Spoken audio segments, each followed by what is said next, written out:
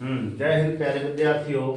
आज कक्षा 8वीं की गणित अध्याय हमारा 9 अध्याय है और इसकी प्रश्नावली 9.2 के क्वेश्चन नंबर किसका अध्ययन करेंगे?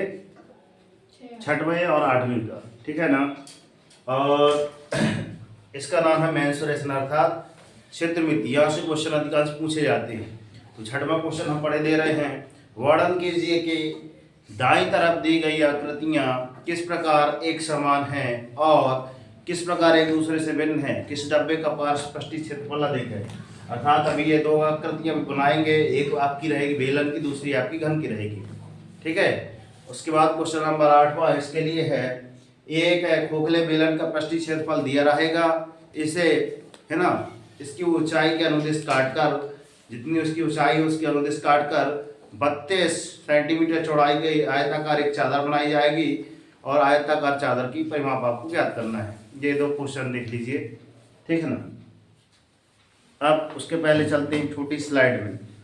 अगर आप भी मॉडल की तैयारी करना चाहते हैं तो एक बार इस वीडियो को ध्यान से देख लीजिए।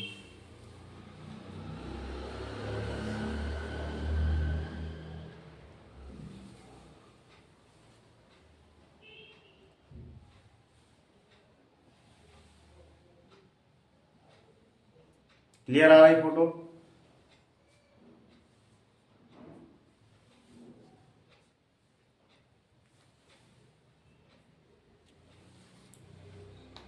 हो गई क्लियर या अभी है बाकी?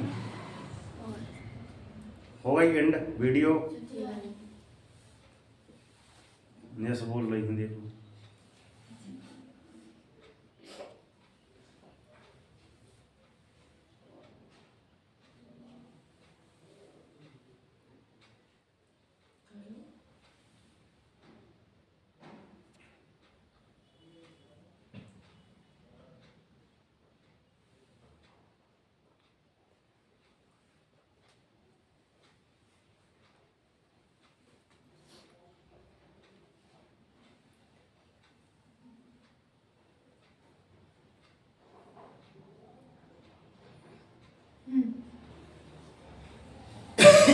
इस स्लाइड में कुछ चीजें दी गई हैं। आप स्लाइड को बीच में रोक रोक कर पढ़ेंगे तो ढेर सारी जानकारी आपको मिलेगी, ठीक है ना। उनमें से कोई सी भी एक स्लाइड पढ़ के मैं बता दे रहा हूँ। जैसे लिखा है, मेहनत करो तो धन बने, सब्र करे तो काम, मीठा बोलो तो पहचान मरे और इज्जत करो तो नाम। ऐसी ढेर सारी स्लाइड है, उनको आप देख लीजिए, ठीक है। तो चलते हैं यहाँ पे। कौन सा है आपका क्वेश्चन नंबर 6वां, ठीक है। जैसे कि दो डायग्राम आपको दिए गए थे। दो डायग्राम मतलब आपका पहला डायग्राम ऐसा दिया रहा होगा बेलनाकार का, और ये वाली जो हाइट है टोटल आपको कितनी दी है? 7 सेंटीमीटर की। कितने की? 7 सेंटीमीटर की, ठीक है। ये व्यास है, सॉरी हाइट बोल दिया। और ये आपकी ये वाली हाइट है आपकी, ये 7 सेंटीमीटर। ये वाला चित्र थोड़ा सा ऐसा बनेगा, देखना ध्यान से। दोनों की ऊंचाई और ये बराबर होना चाहिए। अब लगेगा बराबर है,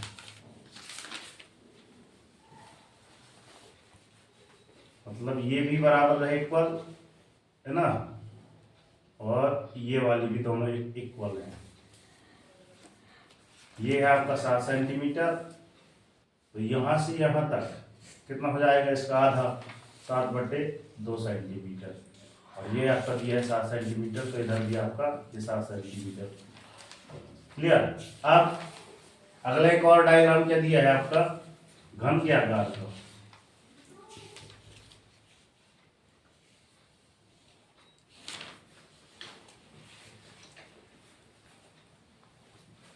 जिसकी एक भुजा दी है। कितने की दी है? एक भुजा कितने की दी है? 7 सेंटीमीटर। कितना? 6 सेंटीमीटर। कितना दिया है? 7 सेंटीमीटर। कितना दिया है? 7 सेंटीमीटर। मतलब ये वाली 7, तो मतलब ये भी 7, ये भी 7, ये भी 7, सब 7 क्लियर? तो चलते हैं। यहाँ पर लिखा है बेलन की ऊंचाई, हाइट। ये आपकी क्या है? हाइट है। कितनी है? 7 सेंटीमीटर, ठीक है। बेलन की त्रिज्या, त्रिज्या मतलब ये आर मतलब रेडियस, आपका कितना हो जाएगा? 7/2 सेंटीमीटर। क्यों? क्योंकि हमको ये दिया है पहले से कि बेलन का पूरा व्यास सर कितना है, ये पूरा व्यास होता है यहाँ से यहाँ तक 7 सेंटीमीटर दिया है। ठीक है, द्वितीय आकृति में क्या दिया है, ये दूसरी सेकेंड आकृति है और ये फर्स्ट आकृति है आपकी। ठीक है, तो द्वितीय आकृति में क्या दिया है कि घन, क्या लिखा है घन में, ये द्वितीय आकृति जो बनी है एक प्रकार की घन है, तो घन की एक भुजा की लंबाई आपको 7 सेंटीमीटर दी है। मतलब कोई भी अगर एक भुजा अगर 7 सेंटीमीटर हो तो पूरी भुजाएं कितनी 7 की ही होंगी। और हमारे पास प्रथम आकृति के लिए क्या है, बेलन का पृष्ठीय क्षेत्रफल। बेलन का पृष्ठीय क्षेत्रफल क्या होता है 2 पाई r इंटू एच। ये आपको सूत्र है, आपको सूत्र याद करना होगा। अगर क्षेत्रमिति में विजय हासिल करना है ना, पहले सूत्र याद होना चाहिए। ये भी आपका सूत्र ही है, आई समझ में। तो 2 गुणा पाई का मान होता है हमेशा 22/7 गुणा आर का मान हमने ये निकाला 7/2 गुणा एच, मतलब एच का मान ये लिखा है, कहाँ गया ये फर्स्ट टाइम 7 सेंटीमीटर। हमने यहाँ पे ओनली मान पुट कर दिया और इस वाले 7 से इस 7 को कैंसिल कर दिया, फिर इस वाले 2 से इस 2 को कैंसिल कर दिया। अब बचा क्या 22 गुणे तो ओनली 7, 22 7 154 वर्ग सेंटीमीटर आपका ये क्या आ गया आपका पृष्ठीय क्षेत्रफल किसका, इस बेलन का आ गया। अब क्या बोला है, एक और साइड में एक और आकृति दी है तो लिखा है, ये भी सूत्र है, मैंने पहले बता दिया कि ये आपका सूत्र है। और इसका घन का पृष्ठीय क्षेत्रफल होता है आपका 6l²। इसकी एक भुजा की लंबाई ये l बराबर है ना, l बराबर कितना दिया है आपका 7 सेंटीमीटर दिया है। तो यहाँ l की जगह ओनली 7 रख देना। और 7 का वर्ग कितना होता है, 7 7 49, 49 में 6 का ओनली आ रहा है 6 का गुणा कर देना, तो बराबर 254 वर्ग सेंटीमीटर। अब ये 254 बड़ा है, कौन बड़ा सर जी, मैं बड़ा। 254 बड़ा है किससे, 294 बड़ा है 154 से, है ना। तो 294 वाली ये आपकी किसकी है, घन की आकृति है, और ये आपकी है ना, तो घन बड़ा है किससे, बेलन से। लास्ट में लिखना पड़ेगा क्योंकि उसने पूछा है कि आकृति बताइए, इन दोनों में किन की आकृति बनी है ना। तो घन की आकृति सर यहाँ पर उत्तर लिख देना बड़ी है, ठीक है ना। आप इसमें 2 खोखले क्वेश्चन नंबर 8 में 7वां आप करेंगे, कुछ आप घर से भी करके आइए। दिया है सर 8वें क्वेश्चन में कि दिया एक खोखला बेलन है, इसका पृष्ठीय क्षेत्रफल आपको दिया हुआ है। अधिकांश पिछले क्वेश्चन होते थे कि उनमें आपको पृष्ठीय क्षेत्रफल निकालना रहता था। इसमें पृष्ठीय क्षेत्रफल के करना है आपको दिया है, तो प्रश्नानुसार कितना दिया है आपको 4200, मतलब 42 उल्टे 24, है ना। इसको ऐसे पढ़ लो, बेलन के है ना, बेलन को जो काट कर एक आयत बनाया गया है, अर्थात एक मोटी चादर बनाई गई है आयत की। इसकी चौड़ाई कितनी है आपकी 32 सेंटीमीटर चौड़ाई है। ज्ञात करना है कि आयताकार चादर की परिमाप क्या होगी। तो चलते हैं सॉल्व करते हैं। सबसे पहले हम इस सूत्र लगाएंगे। सूत्र हमारे पास कौन सा होगा, अगर देखा जाए तो बेलन का, किसका, बेलन का पृष्ठीय क्षेत्रफल, पृष्ठीय क्षेत्रफल बराबर रहेगा किसके, आयत के क्षेत्रफल के बराबर। आयत के बोलो, आयत के क्षेत्रफल के बराबर रहेगा, ठीक है ना। तो पृष्ठीय क्षेत्रफल कितना होता है सर, 2 पाई r इंटू हाँ यही होता है, ठीक है ना। ये होता है ना, बेलन की बात हो रही है, 2 पाई r है ना। और बराबर में आपका आयत का क्षेत्रफल कितना होता है, लंबाई गुणे चौड़ाई, लंबाई गुणे चौड़ाई हो गई। अब इसका मान तो हमारे पास दिया है ना, कितना है 42 24 बराबर l लंबाई दी है आपको ना, तो l गुणित कितना आ जाएगा आपका 32 तो दिया है सर, ये आपकी बात क्लियर।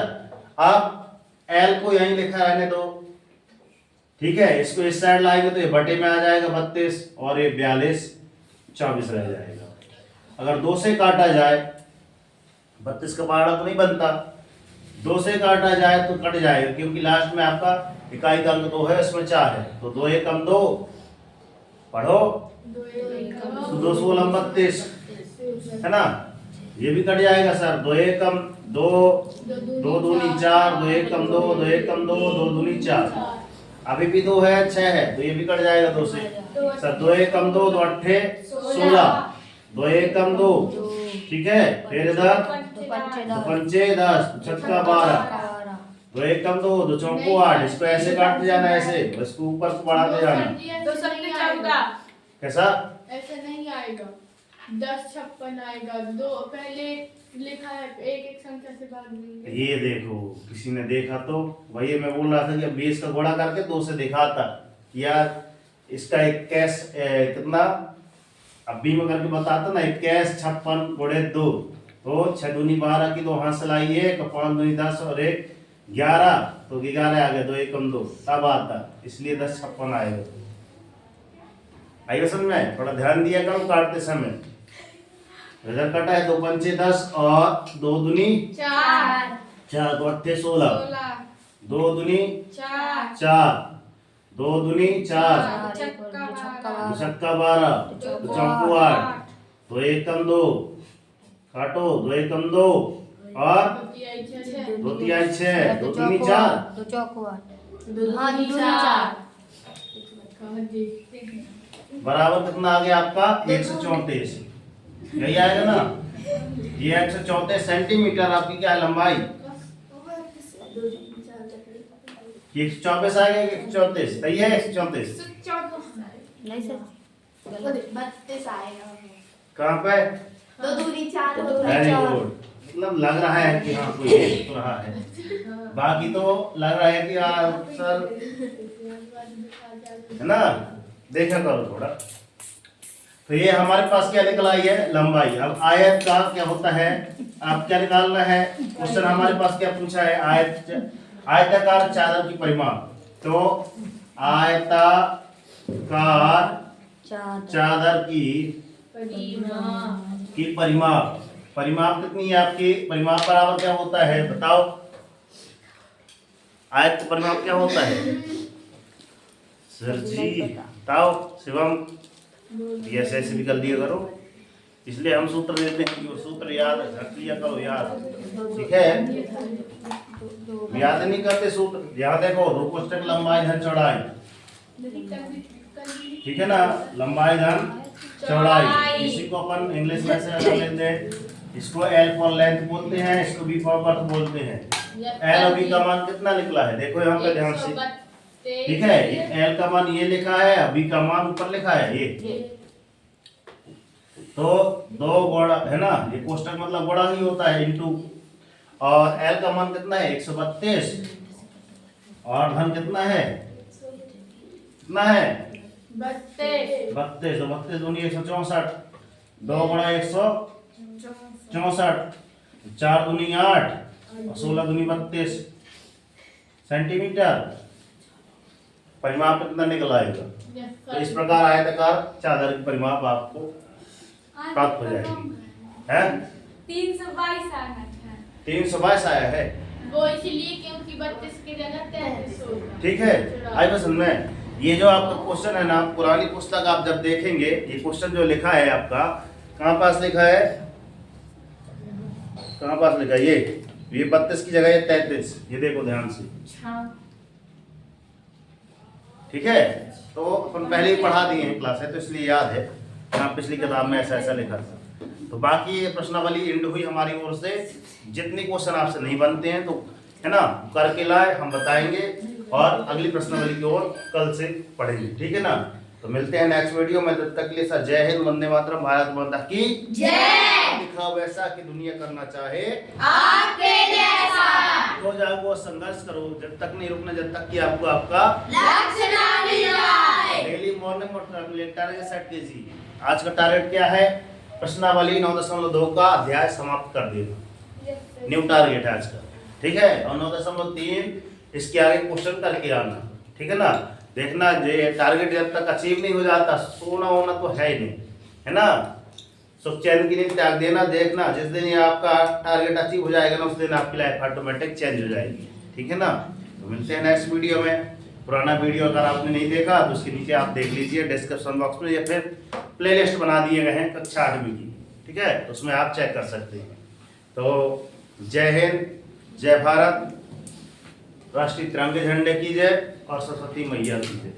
तो वीडियो पे नए हैं तो लाइक सब्सक्राइब करके नोटिफिकेशन ऑन कर लें, है ना। और जानकारी और अगर पढ़ाने का अंदाज अच्छा लगा है तो अन्य बच्चों तक शेयर जरूर करें। जय हिंद, जय भारत।